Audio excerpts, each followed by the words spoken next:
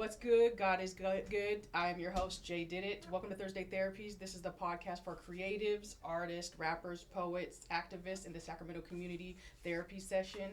Today I have Juan Carlos, an aspiring creative and community builder. He's back in Sacramento after 8 years serving marginalized groups through positive management and coaching in the quick service industry. Since being back in SAC, he has focused on healing family bonds, developing conductive, expressive avenues, and realizing long-term dreams. Juan Carlos is passionate about health, wellness, plants, poetry, and love. He strives to align his actions with his values on a daily basis. How you doing? Welcome to the show. Thank you so much for coming. I'm great. Thank you so much for having me. I always love your intros. Oh, They're thank so you. good. They're such good intros. Yeah, no, it's just awesome just to get to know people in the community and just to learn about them and, be able to showcase their talents and who they are as human beings.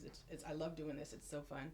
Yeah, I love interviews, and I love seeing your interviews. They're all so cool because you're exactly right. I love getting to know people, and especially in this poetry community, there's so many incredible people doing such incredible things, Right. and they're so talented. And I want to be like, you want to grab a coffee, you want to hang out, yada, Right, but right. everyone's so busy. But it's cool because you can chat them up, and then I'll just watch it. Right, yeah, no, it is cool. You get to wonder about some people and then you're able to see it. But yeah, no, that's why I love doing this, because when I first started doing poetry, and I'm like, so many people speak who they are through their poetry, and I love it, and I'm like intrigued by who they are. But then I'm like, like you said, it's so fast paced, and everybody has their own things going on. You really don't get to sit down. You can't sit there and hang out with everybody and just get to know them all day, because you have your life going on. So that's why I'm like, Thursday Therapies is perfect for me to be able to get to know you one-on-one, but also for other viewers who are like, I really think that poet's a dope, I want to get to know more about them. Well, watch Thursday Therapies. Yeah, a little bit of a showcase, right? Exactly. Yeah, no, it's a beautiful thing. It's a beautiful thing.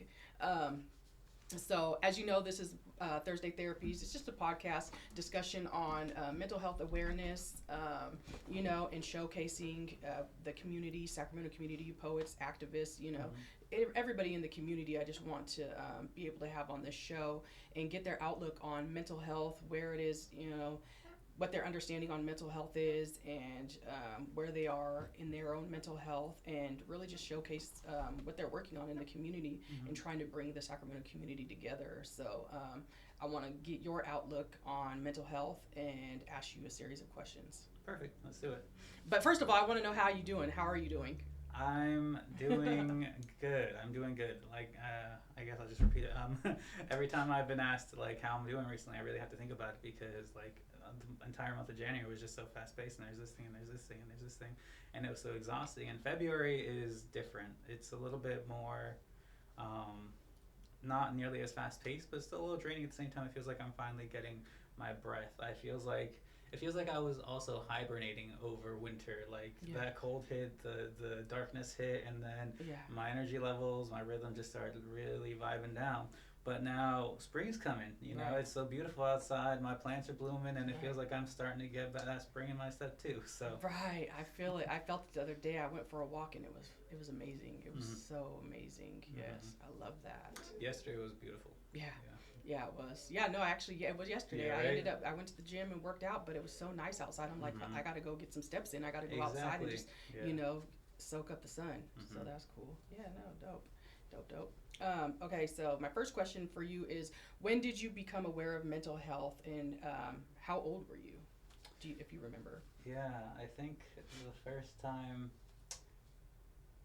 that I went to, so I guess my first mental health challenge was around 13 years old, but looking back at it now, I'm realizing that it was a steady downhill thing from 10 to 13, and at 13 it was just so bad that, school was noticing, and they're like, hey, something's going on. Obviously I was getting terrible grades, but that was also because of ADHD, but that also went hand in hand with my mental health. Anyways, by 13 I was extremely depressed and anxious, and so faculty recommended that I go to therapy. And so my dad and my mom tried to get me into therapy, but it really wasn't a good fit at the time.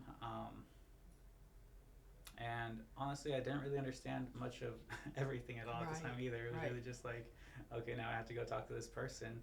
Like, I really just wanted to be left alone. But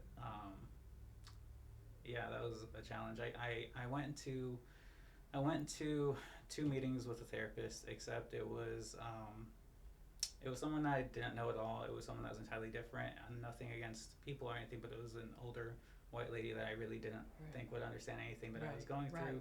I didn't really feel safe enough to start talking because I come from an immigrant family, and so honestly, my entire life I've had this fear of deportation, just like the entire time. So it felt like anytime I misstep or say something wrong, it's just instantly out, right? And so we were sitting, we got introduced, and they're like, okay, you can say whenever, you can start whenever. And then I was just sitting there, and as I was trying to start, talking, just burst into tears. And so that's the entire way the first meeting went. And I was like, okay, well, that didn't work out well.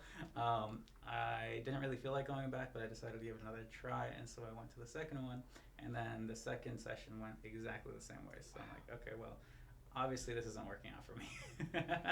Wow, thank you for sharing that. And see, I haven't really heard, because for me, like, I went to therapy around the same time, and for me not trusting it and not wanting to be going to therapy at that age is because the stigma against it, like, if you talk to other people or tell people what's going on in the household or what's happening with you, then you're going to get taken away. And it wasn't because of deportation. It was, it was like they're going to take you and make you live, like CPS is going to take you away, and then mom's not going to be able to get the welfare check for me because the state's going to take it, and it's a whole lot of other reasons why. But it's aligned. For you, like, your fear is deportation off top, and that's a whole different fear that a lot of people just don't know what you're going through. And I just thank you for sharing that, because just hearing it come from you, like, I know that, knowing that that's what happens in a lot of people's lives, but just hearing it is just like, it's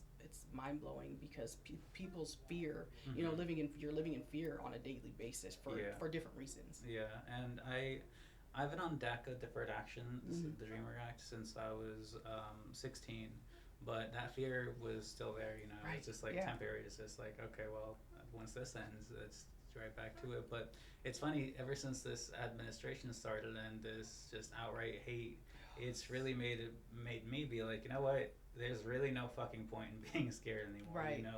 No matter what's gonna happen is gonna happen. I'm just gonna live my life. So at this point, I'm just being myself and coming to terms and being not just okay with it, but like proud of who you are. I mean, like you said, we have to live our lives, and we can't live our lives in fear every day. That debilitates who we are as human beings, and it just makes things worse. But no, it's hard. Every day is hard still, because the fear is still out there. Anything could change. You just never know. Any traumatic event can change your mental.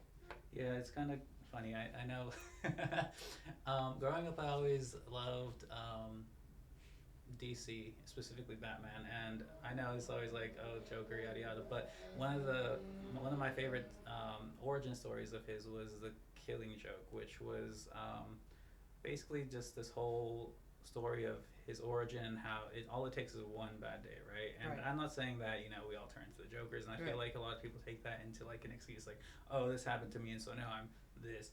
But it really is that quick. Just one terrible day will mess your entire life up. But then we have a series of negative days, and that shapes our life. It's interesting. It's very interesting, and it's just like, that's why I'm trying to bring awareness to mental health and for people to get help, because if you're able to go to therapy, get some help, get some tools in your belt, then it doesn't have to change. You can be strong enough and you just go into those tools to where it doesn't have to change that. But everybody is on the verge, at any given moment on a verge of a break. You just don't know what's going to break you. You really just don't know what's going to break you. It's really inspiring to me, because it is the tools, and it's you either have the tools to take these events and make them to things that shaped you for the better, or you don't have the tools and they shape you for the worse, and it's really one or the other. And but the tools are the important part, right? Right. And so that's why I'm like, for me in my journey, my whole upbringing has been so up and down, and I've been on both sides, up and down. But I'm just like, to the point where I have been in a lot of therapy since I was an adolescent, and You know, if I didn't have that, I could have been a completely different person. Even though, you know, I still did bad things, you know, thank God that I'm here now and I'm able to realize that. But I want to be able to give back and let people know that it's not the end of the world just because you do have a bad day. You know, just because we could make mistakes, you know? People, we're human. We do make mistakes, you know, moment to moment. Shit happens. And I always like to say that is because, like, even just on the drive here, you know, so many different things happen, road rage, all types of different things. You just never know, you know what I mean? So it's moment to moment, you know. Everybody's out here trying to just do the next best thing, you know. So my next question is, how did your family handle mental health?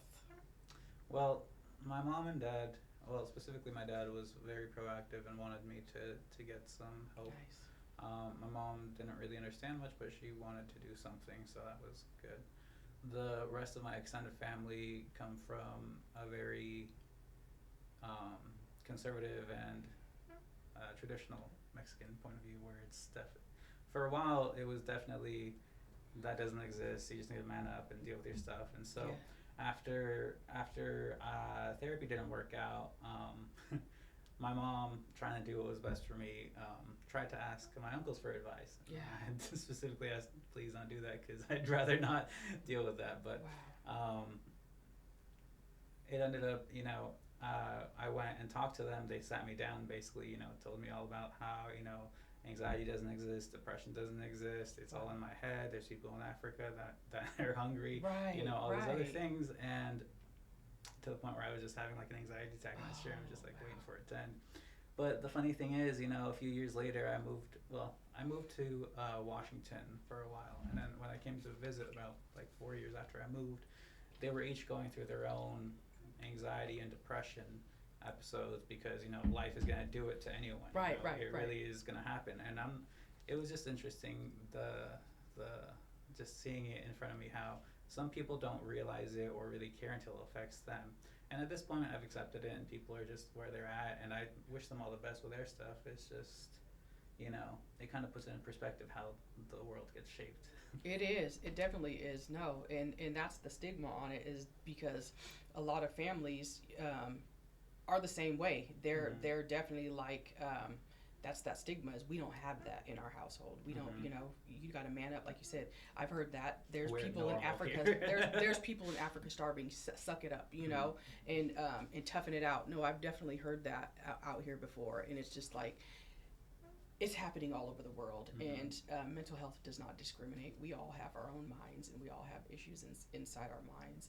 And that's why I like to have this podcast for all creatives, you know, all genders, all races, all create, you know, all activists. And it's just like, it doesn't mental health issues don't discriminate against people, against human beings. And that's why I want to have the biggest variety of people in here to tell their stories, because I want the viewers to be able to be like, I'm like that person, you know, and if they're able to go get help, then I should be able to go get help. I just want, you know, them to start trusting that if there's something going on in your mind, that you should be able to ask for help. And it should be safe. A lot of people don't have that space, or feel that that's acceptable. Right. It's just that generational pass down too, though, you know, because I know that's what was passed down to my mom. That's what she passed down to me, you know, and it's time to break that cycle. Like, I don't want to pass that down to my kids. I want them to know that if I can't help you, I want you to be able to get help from somebody, and I want you to be able to trust it. You know, you have to go with your gut instinct. And I say this also is just, you know, just because one therapist didn't work for you doesn't mean they all aren't going to work for you. You know, and just to be able to advocate for my kids. And I see that your parents advocated for you to the best of their ability, to the best of their ability. And that's amazing. That's commendable, you know, because some people are just like, we're not seeing them, and they'll just stop right there in their tracks and be like, I'm not taking my kid to see therapist. I'm not telling those people my business, you know, but for your parents to be able to take you there to see where it would lead to, that's commendable. And I'm very grateful too, because they definitely come from a different time, a different place. I mean, my dad grew up in rural indigenous Mexico. He was born in 61, Wow. and so his little village didn't have really running water or electricity. Right. And he was telling me about the first time that buses came to his town. Everyone was thinking that there was these metal giant monsters eating people. Wow. And he traveled all this time and all this distance to come to basically like the future is what I see it, Yeah. going from Wow. that to here, Yeah. and still doing his best to do better. And of course he made mistakes. Everyone makes mistakes. Right. We're all gonna make mistakes, but I'm so grateful for that specifically. And also my mom in the same way. She grew up in I think she was born in 68 or so, and she was one of she's one of 8 siblings in a time where the men on her ranch would leave to go work somewhere else, which would leave a mom which was pregnant basically year after year for 8 years. Right. The amount of neglect and all these other things, and to go from there coming all the way over here Right. and to here and now and still doing their best, I'm so appreciative of that. No, that's amazing. The That's a cycle beautiful. breaking. Yeah, no, that's definitely a beautiful story. Thank you, and you'll be able to pass it on to yours also. Yeah. That's just a great. And it's just the knowledge, the amount of knowledge, and then just trusting to try it. Mhm. And that's hopefully what I hope for people who are listening is just to try it. And then Exactly. find what works for you. Because there are so many different avenues. Right. There are so many different avenues. Right. Yeah, definitely find what works for you. So, were there any other mental health issues in your home? Like you did touch on your uncles a little bit. Yeah, my mom definitely has a history of anxiety and depression, although I'm like 95% sure ADHD runs in the family. I mean, most Yeah. of my family, that's kind of how it goes, but you can't really tell when no one really believes it exists or that it's affecting them, right? And so I'm pretty sure that causes a lot of friction, is just the symptoms that it causes, and impatience and communications, Right. and quick reactions. But so yeah, those are the things that shaped other than mental health. Yeah. Okay. So, did you have to witness any mental health disparities or any in your community or in your home?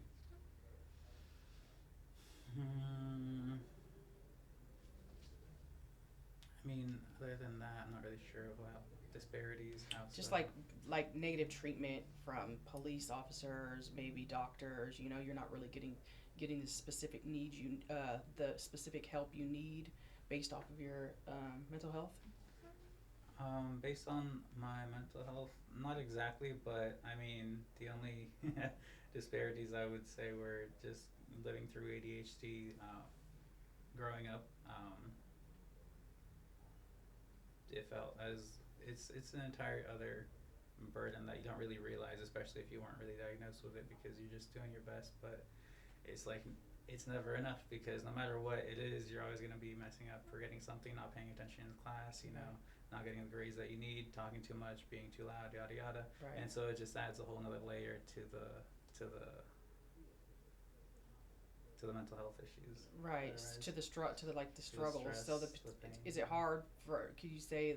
Is it fair to say that teachers really don't know how to deal with it? Like I think at this point they do. I think that I was growing up in the early 2000s, going through school, and there was more and more knowledge of everything. At the same time, I wasn't really diagnosed the entire time either, and so it wasn't really noticeable. It just seemed like, oh, he's just not applying himself. Okay, so he's a lot just of very people is lazy. just like, okay, they're Yeah, problem. yeah. That's a problem child. That's what child for they the most would part. label it as. Oh, Yeah. he's a problem child. But, so, yeah. but that's a disparity in its own, because you weren't diagnosed and you weren't given the proper support you needed. In a way, yes. In a way. That's why I don't know. It's hard for me to just say yeah, because on the other hand, what happens to a lot of people, and something that I've seen, right, is that a lot of people do get diagnosed and get overprescribed medication and get all this other stuff. And so I feel like there's just so many avenues. I feel like my story just happened, and it just happened. Right. Yeah. No, it is definitely. It definitely is tricky, like you said. But they just. I think there's more awareness of it now than there was back then, Right. because I dealt with depression and anxiety and a lot of other issues in my home also, but I was just labeled the problem child, and and mandated to certain things that I had to do, Mm-hmm. and therapy was one of them. And I didn't participate because I participated because I had to, but mentally at that time I'm like, I don't want to be here because I don't trust these people and I don't want to be around them, But at the same time, I had to, and it's just, I don't know, it's just crazy. Going through the motions how and actually getting it, yeah. right. So, do you feel like the world's understanding on mental health has changed since you first became aware of mental health, or do you think it's still the same? I think we're learning more as a country, as a people, just overall. At the same time, there's still a lot that we really, really don't understand. Right. And I think that mental health isn't really a new thing. I feel like our ancestors had a really great understanding of mental health. And a lot of people see, Freud and Western therapy as like, the epitome of mental health understanding. But Right. I think that we've had a lot of understanding, and I think that now that we are coming back to a lot of holistic practices, we're really advancing a lot more, Absolutely. I Um, believe that. mhm. I definitely believe that, and I'm learning that more as I get older too. Is Mhm. more holistic, because I was opposed to taking modern medication because my Mhm. mom's like, we're not taking that, we're not putting that into Exactly. our bodies. I don't believe that, but at the same time she said, I don't believe in mental health. I don't believe in, I don't have that. That's what she Right. would say, is I don't have that. Mhm. And once I did start to take medication because I was just going through such a rough patch. I didn't know what else to do. Mhm. Honestly, I didn't know. So I'm like, okay, I'm going to try this. And I spoke with my doctors, and I'm like, I want to try this, but I don't want to be taking it for the rest of my life. This isn't something Right. I want to do for the rest of my life. And so I did end up taking it, and it worked for the time being. But I haven't been on any medications for about a year and a half now, on my own. I just quit, and I'm like, because after I lost my mom, I just went down a spiral, and a whole lot of things came up for me. But Yeah, I bet. being able to stop taking the medications and do a more holistic approach, Mhm. and become one with my spirit and who I am as a human being has helped a lot more than modern medication. Right. I don't knock it, and Right. I'm not saying don't take it, because it did work for me at the Mhm. time. Mhm. It did, but I grew from that. And so that holistic approach, definitely before Western medication, is our ancestors knew what was going on. Mhm. Definitely, I believe that, Yeah. and I believe that more and more now today than I ever did before. Mhm. And taking the holistic approach has been very good for me. I feel so much more energized Mhm. and at one with myself and the planet right Yeah. now than I ever did before. Mhm. Like, You also feel, I don't know, a lot younger, a lot more weight ener- off. It's just energetic, absolutely, right? It's just it's a whole different alive energy. again. Absolutely. But I also agree, like the medicine, I absolutely, if you need it, do it. I think that is absolutely helpful, and that it's a tool in the toolbox. Right. At the same time, I think that a lot of these tools um, help to make it so that life is manageable, so that you can use the other tools at the same time too. And we shouldn't just focus on one tool. Also with therapy, I think it's definitely extremely helpful, and it's something that most people should consider, but it's also not for everyone. And that's why I think that other holistic approaches are good, but whatever works for whoever, everyone's Right. at where they're at. Yeah. Right. At this point, it's just like, try something. Try something. If something is going on with you, and something's going on with you, and you can't help yourself, like your life is unmanageable, reach out for help. Mhm. Whether it's going to church, whether it's going to the gym, whether it's going to therapy, or just even to your primary care doctor to get some support. There's many support groups that you can try to attend to also, but just reach out for help for sure. The first step is actually asking for help. Right, and that's why I say Yeah. I always say, check yourself, check your mental health. Yeah, I love that. Definitely check your health, but check your mental health. Mhm. If something's off, then reach out for help. Mhm. Yeah, no, for sure. Okay, so do you believe in seeking outside support? or therapy? I do, but also because I've been on DACA, I'm not really able to get any government benefits, and that includes health insurance. Wow. And so I haven't had health insurance for a really long time because that, if you get health insurance from your job, that's like half your paycheck. And, I know. you know, yeah, right. And so I still wanted to, you know, pay rent and eat food, so I didn't get health insurance. And so I haven't really, ever since I was around 21, 22, I've been meaning and wanting to get back into therapy. I've been saying like therapy is good for everyone. Everyone should do it, even if you feel fine. It's just someone to talk to. Yada yada. I'm a very big supporter. At the same time, I've never done it, so you know, I've been just been saying, you know, you should do this, but I've never done it, and I've always been like, well, it's my insurance. You know, I would do it if I had insurance. I would do it if I had insurance, but now I'm realizing like that might just be an excuse. You know, if I really wanted to do it, then I might figure out a way. Yeah, there's some other resources, free resources out there. I know there's a couple different apps. I've tried a couple different apps where they have plug-in therapy sessions, or just their what's the word? They're like community-based support groups, you know, and then they do touch on like different topics, grieving or you know, just all mental health, a wide variety of different issues. They have those, and then they have other support groups in the community. I like the one Beyond the Poetry. Exactly. I was gonna say that's exactly why. Okay. I was like, it was perfect because I was starting to look for more. You know, I've been hearing you guys and been inspired. I'm like, you know what? They're doing it, and they're right, absolutely right. I should be being more proactive. So I figured, you know, if I can't go and get an actual therapy session, then I'll look for these ad hoc groups. And then Behind the Poetry popped up, and I'm like, oh, perfect, I'll check it out. Although now it's great, it's cool, but I'm looking to see if there's any other things that I might go into as well. Yeah, and even the different workshops that are going on. Like I try to look for different workshops. I know you can look on Eventbrite. They have a lot of free different workshops on that. And then just the workshop we went to last week with Sac Poets, the imposter syndrome. Right. That one right there was really eye-opening, and it, you know, it wasn't therapy, but it was therapeutic. Right. You know, just being out. Knowledge is power. Yeah. Right. Knowledge is power, and being out and educating your mind on different topics, you know, is key to your mental health. You know, when you're learning so much about yourself and other people and how the world works, you know, it's amazing.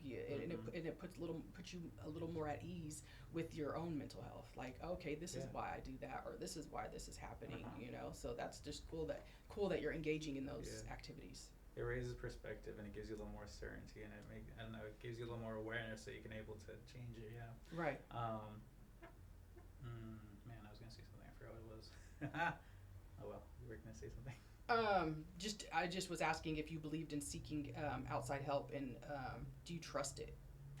I do trust it. Oh yeah, I was gonna say recently I've been more focused on doing things holistically. You know, especially if I'm not actually able to get into. If I have accessibility issues, then I'll look for other ways. I've been looking for other ways, but mostly looking to connect with spirit, keep myself healthy, work on health, wellness, mental health, writing, creating, you know, connecting with people who understand me, you know, and that I feel like that all in of itself is a lot of what comes into therapy, you know, having those outlets. And so for sure, in a way I feel like I'm doing pretty well. At the same time, if I say I'm passionate about mental health, then I'm still going to find the therapy that fits me. No, but that's pretty much what therapy is going to help you with, is guide you into all those other avenues and supports that you can do outside of yourself to keep your mind occupied and engaged. And like you said, knowledge is power. For you to be able to know what's going on with you and feel what's going on with you, and then to educate yourself about it, it's definitely powerful. That's awesome. Okay, so let's see. What are some coping skills you use to get through the day? I usually say the week, but I'm saying the day, each moment. Like I said, moment to moment. Things happen, life happens, and like I said, you go to therapy, you try to get these tools, but throughout life, you want to pick up some tools on what works and what doesn't work for you on a daily basis. So what are some coping skills you use? Moment to moment, I like mindfulness centering practices. So I'm a really big fan of square breathing, which is where you focus on your breath and you count 5, 5, 5 for inhales, exhales, and hold and such. I think that for me personally, breath work is really, really calming and gets me into the mind state that I need, to focus mind state.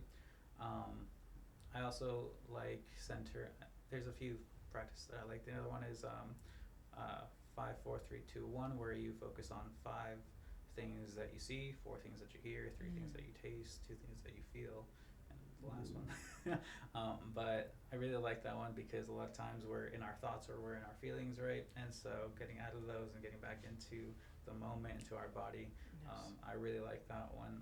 I also, if I'm getting heated or if I'm having a conversation with someone, I like to identify what it is that I'm feeling, just name the thing, like, oh, I'm angry, okay, or oh, I'm anxious, or I'm scared, or oh, I don't like that, or whatever the feeling is, naming it so that it doesn't just take control over my mind and emotions. It's just there and now, okay, that's where it is, now what are we going to do about it?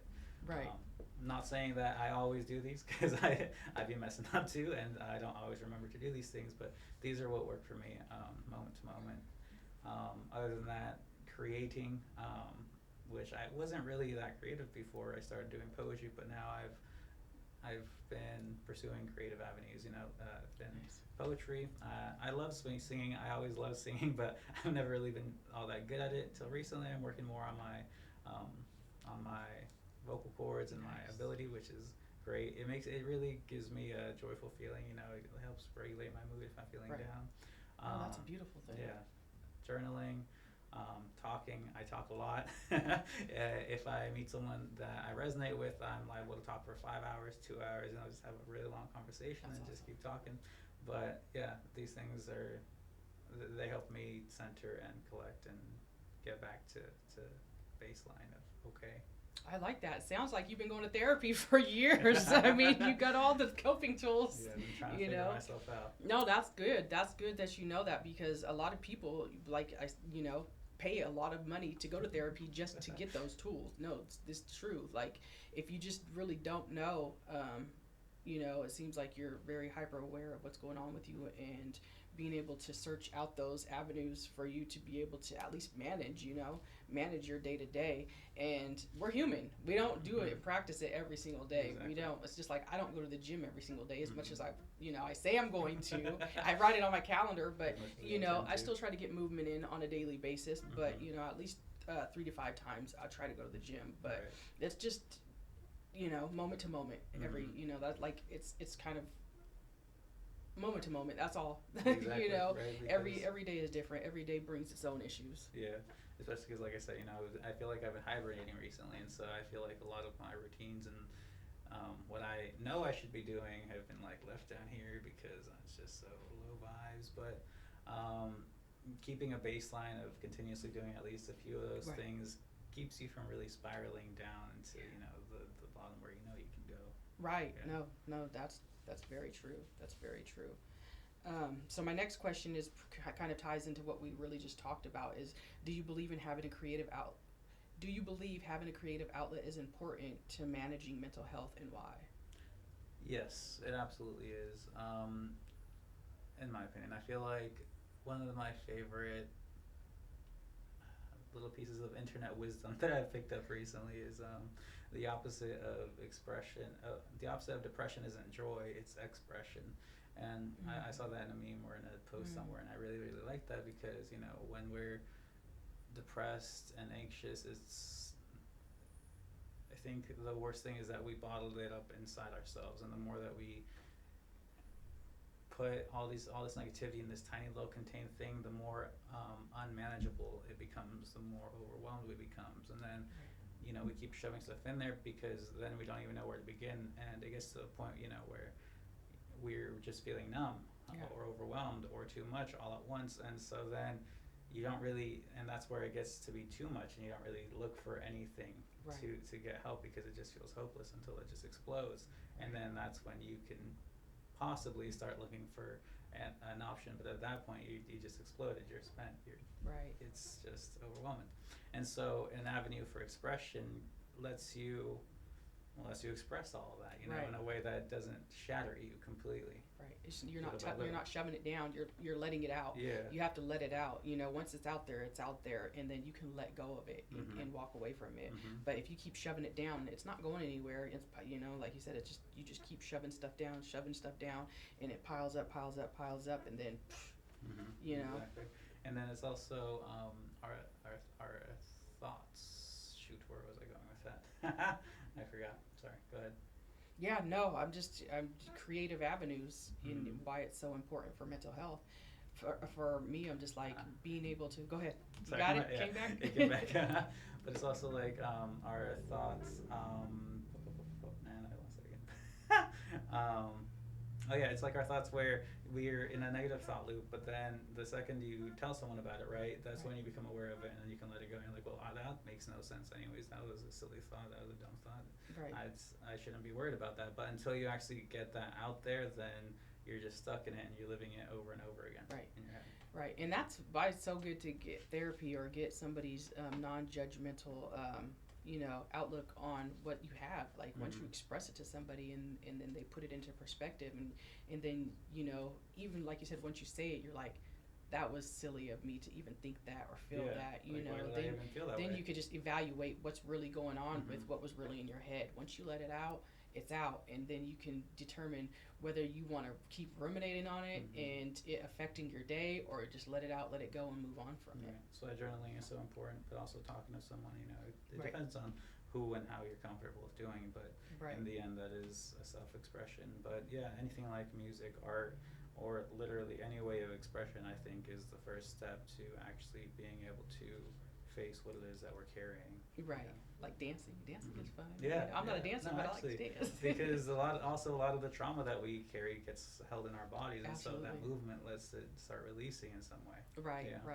Yeah. So for me, I'm just like having art or an art form, creative side, creative outlet is just, you're focused on that piece. You're focused on the art. You're focused, like if you're doing a painting, you're focused on painting, and you're really not focused on your mind. You're focusing on where, like the brush, what you're brushing, or, you know, not less it's really depressing, then you're focusing on that. But that's still art in its own, you know, because you create a masterpiece. There is also the one thing that I guess it's easy to get caught into, you know. I don't think there's any right or wrong way of expression. At the same time, if we're expressing negativity, it's important to then, you know, be able to move on from that. Otherwise, it's really easy to fall into that cycle of expressing that same thing and being reliving that same story and making us feel that same way. And you know, but yeah. Right. No, like a lot of the stuff that I write is it's not necessarily like expressing the negativity, but it's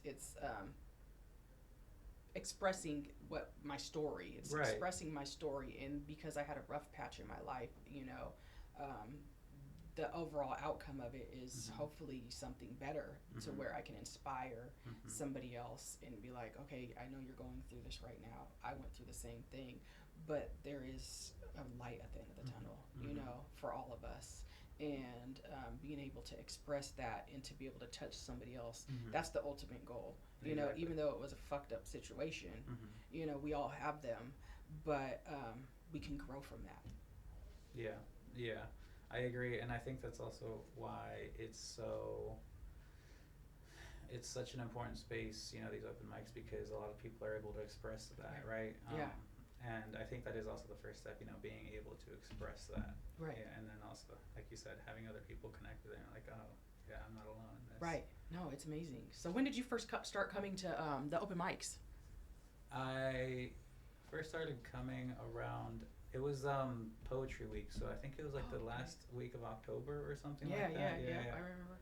Yeah, but I had only been writing for about a month, because I had started writing around September, and we were driving home one day, and there was a billboard that said Poetry Week in Sacramento. And I was like, oh, that's interesting. I didn't know poetry was like that here in Sacramento. And so from there, I discovered all these places, and I'm like, wow, poetry is really big here, and these people are amazing, and these open mic spaces are awesome. Right.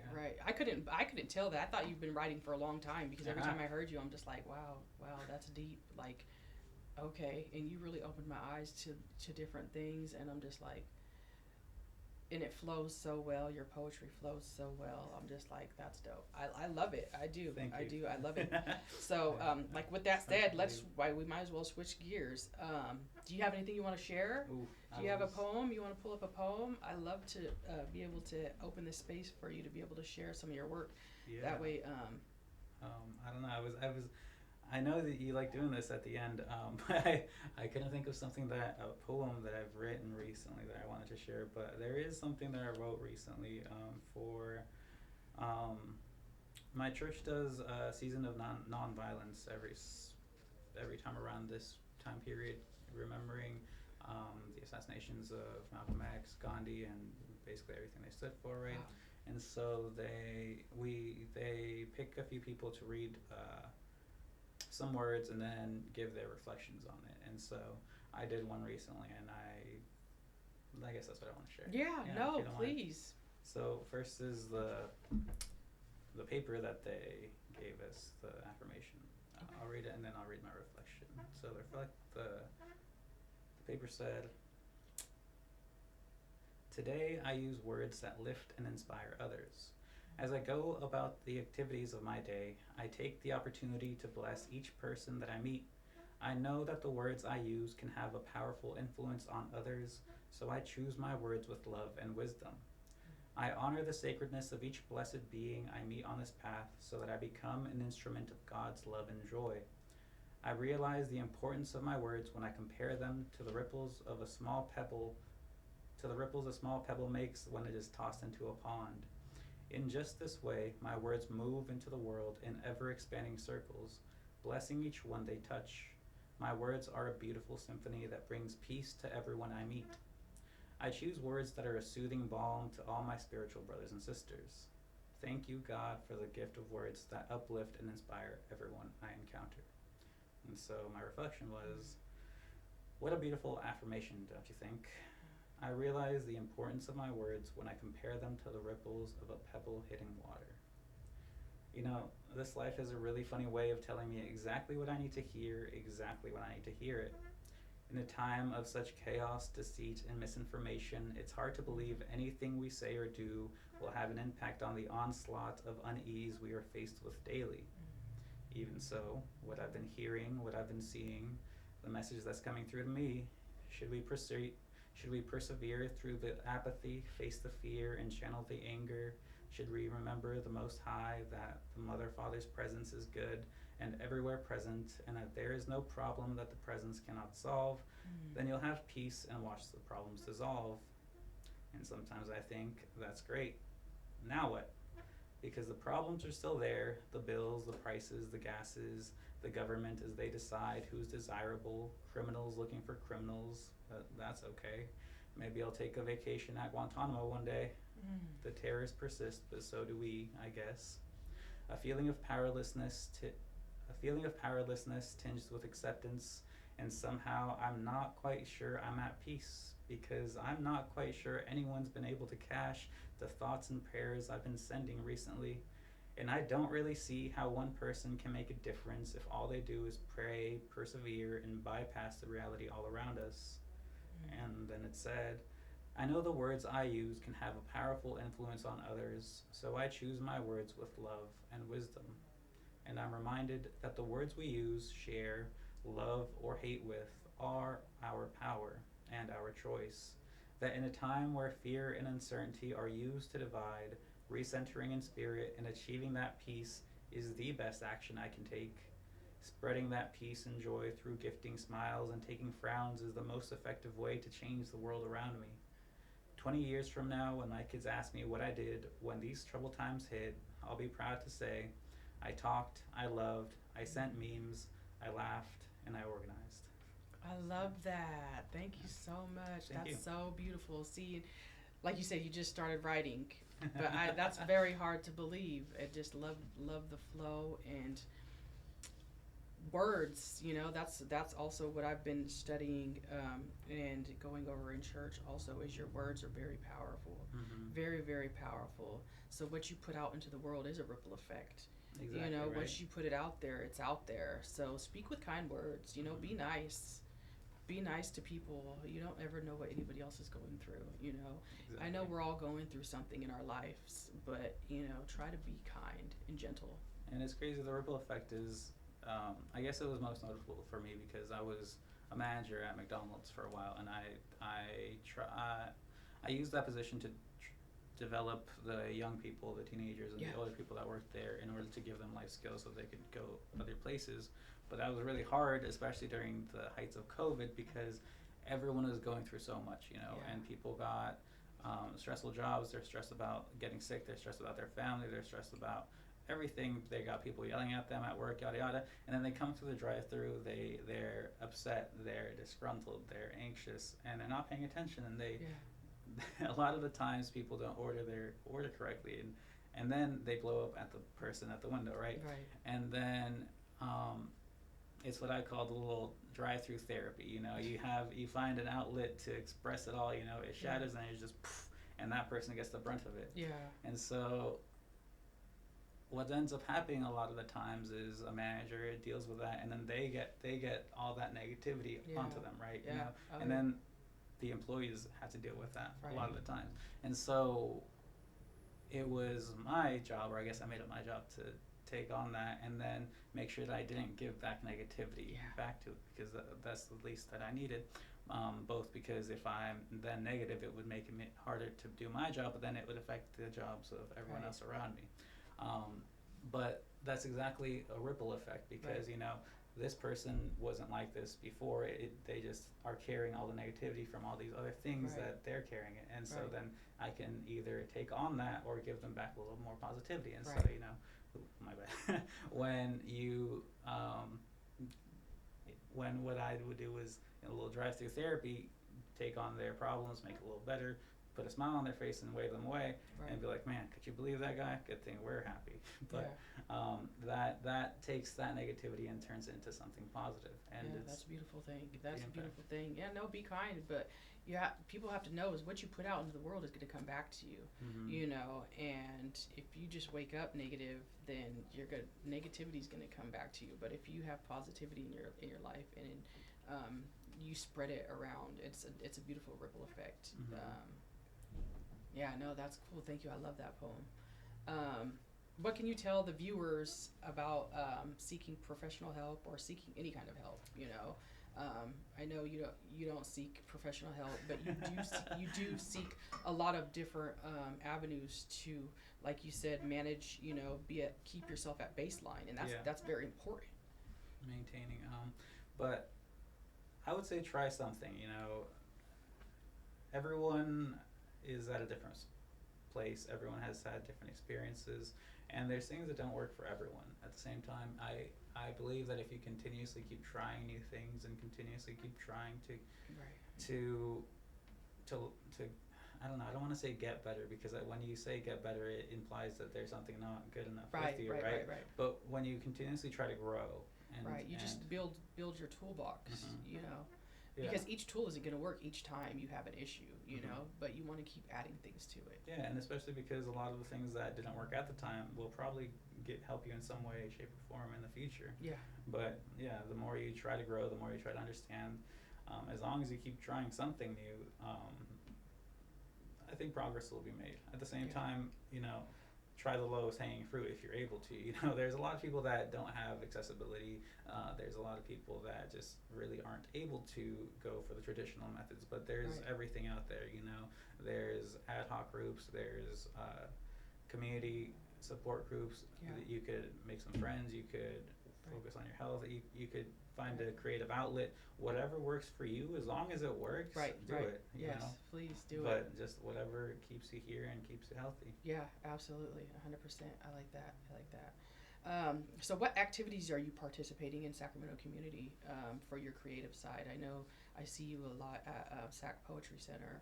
Yeah. I did used to see you here at CSSB Mhm. for the open mic. Do you go to any other open mics? And do you have? Are you working on any projects?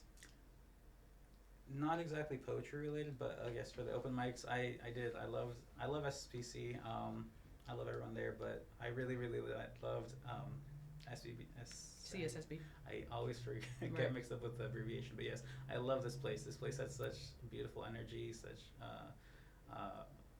beautiful poetry. It's a great vibe, and I do hope it comes back soon. Yeah. But I normally went to SBC on Mondays and this on Tuesdays. I know there's a lot of other ones, but the ones I know of are usually at bars, and I try not to go too often to those because I'll probably have a drink or two, and it's fine, but I end up having, a bill at the end of the night. Right. But I mean, it's like, I'm listening to poetry. I want a beer. I'll have a beer or two. Yeah. I was gonna say there's some at bookstores, but I forgot they serve wine and beer there too. And I'll have a glass, right. Which is no problem. But then, like, after a month of wine every night, Right. it adds up. Projects wise, I was throwing myself into writing for the entirety of winter, mostly because I'm working on a greenhouse project.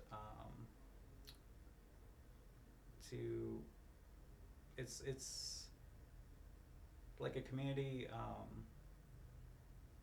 market garden. Nice. Yeah, but it's still in the works, and there's a lot of planning, and there's a lot of moving parts, and so it felt like I was stuck for the winter, and so I threw myself into writing to keep myself busy and to not go down the spiral of God, this isn't working out, I should just quit, yada. But that spring starting back up, and it feels like things are starting to move again, and I'm very optimistic about everything. So you're going to be opening it to the community? Yes. Right now I'm still building it, but we moved into a little 1/8 of an acre down over by El Camino, and I really like the idea of providing affordable, healthy food for our communities, because there's food deserts everywhere, even in Sacramento, the food fork capital. There's still a bunch of food deserts where you really can't get food unless you go drive 15 to 20 minutes, and that might not sound like that bad, but people don't drive, and especially when people are so busy, people got 2 jobs, especially in this economy, and you go grocery shopping at one of these corporations like Walmart, where they're extracting all your money anyways. You're overpaying and getting unhealthy groceries. You really can't be healthy off of that. I am really passionate about micro farms and being able to provide fresh produce and healthy meals for our community. And I would love to have community buy-in and have it be a community supported organization, so that we can grow our own food, give it, disperse it in some way like a co-op, grocery store, and start moving away from dependence on outside corporations that are just extracting all our resources, and move to keeping the power, the money, and the production in our communities. I love that. That's a beautiful thing. I want to start doing the gardening and stuff like that. I know I have some time to do that, but I would like to be involved in that, or at least be able to come out and support and get some fresh produce. I do go to the Midtown Market, and I try to buy my produce from there. I know it comes from a lot of the local farms around here, but having a community garden is just more hands-on. You just walk 10 minutes down the road. I love that. And then you also get to connect with everyone that's in the community. You get to also connect with your food, see where your food is coming from. Yes. But also being in nature, being with plants, touching dirt, and handling plants. It's a really good mental effect on our health. No, definitely. It definitely is. It does. It will ground you for a lot of reasons to be able to, and then you're putting healthy stuff back into your body, and that's nourishing in itself. It is. Yeah. Having that pride that you're eating well, and getting and feeling those boosts and knowing why, it's right. No, it's different. It's difficult. It's hard, because even though I'm trying to, like I said, I'm holistic, trying to take a holistic approach on my life, and it's difficult because growing up and eating out of regular like Walmart and stuff like that, and just eating food, boxed food, and unhealthy frozen items and processed food, and trying to now shop healthier and prepare my food on a daily basis healthier. It's hard. It's challenging. It is. On the one hand, you're fighting against all those bad habits, but then you're also trying to build new habits, new healthy habits, and especially even more so when they weren't modeled for you. Right. You know, then you're figuring it all out, And and it's it's just so overwhelming and expensive. expensive. Too. And That it's too. expensive, you know, but it's worth it. But like that's just a vicious cycle of, you know, your mental. Like, what do I do? Do I really go out and pay $10 more for this healthy meal that might spoil because you know it will go bad faster, or do I just bite the bullet and just go to the grocery store and stock up on all this unhealthy stuff? Exactly. Like that's a whole challenge in itself. It is very difficult. The other day I was at Winco's, and you know sometimes they have those advertisements like, oh, you could buy this entire cart for 110 here, whereas at like Walmart it's 150. But then you look at the cart and there's no fruits, no It's vegetables, all boxed, it's everything. all boxed stuff. Yeah, Exactly. no, And then no. like, that's where we're at. Right. But that messes with your whole mental in itself. What you put into your body is creating, you know, those thoughts and everything like that. It definitely affects your mental health. So it's a whole cycle of rewiring your brain. You know, once you start taking control of your mental health and actually realizing that that's not good, that's not good, that's not good. You know, of course, like for me, it's just my mental was out of whack, so I was self-medicating, you know, but once I put that stuff away, I still am like, I'm not healthy enough because I'm still putting all these other toxins, fast food and boxed food into my body. So it's just hard. It's really hard. And so that's why I'm like, you know, hoping that people will start taking charge of their own life, their mind, you know, their bodies, and just getting healthy.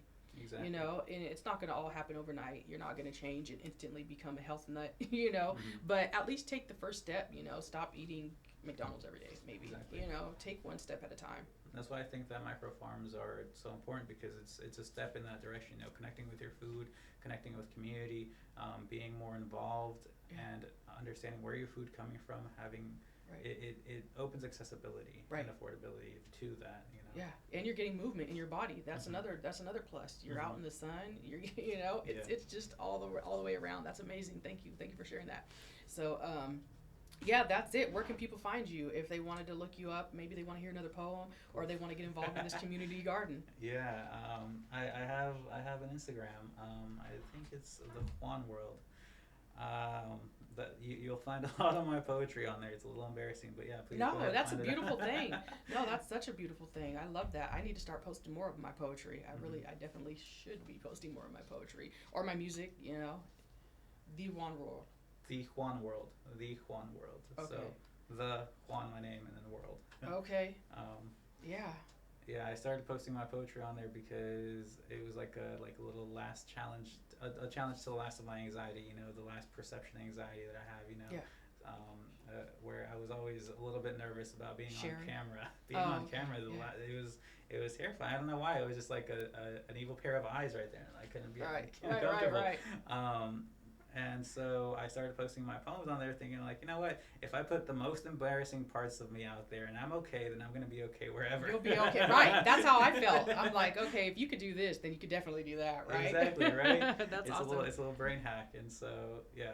But then sometimes I forget that people really be, you know, listening or reading my poems. I'm like, oh shoot, I forgot. But it's life changing. It's beautiful. It is. No, Your words are beautiful. Like it's that definite ripple effect. It has a positive ripple effect, and that's what the world needs more of. Definitely. So thank you for coming. Thank you for having this discussion with me. Check yourself. Check your mental health. Sure, you know, and thank you for coming to Thursday Therapies.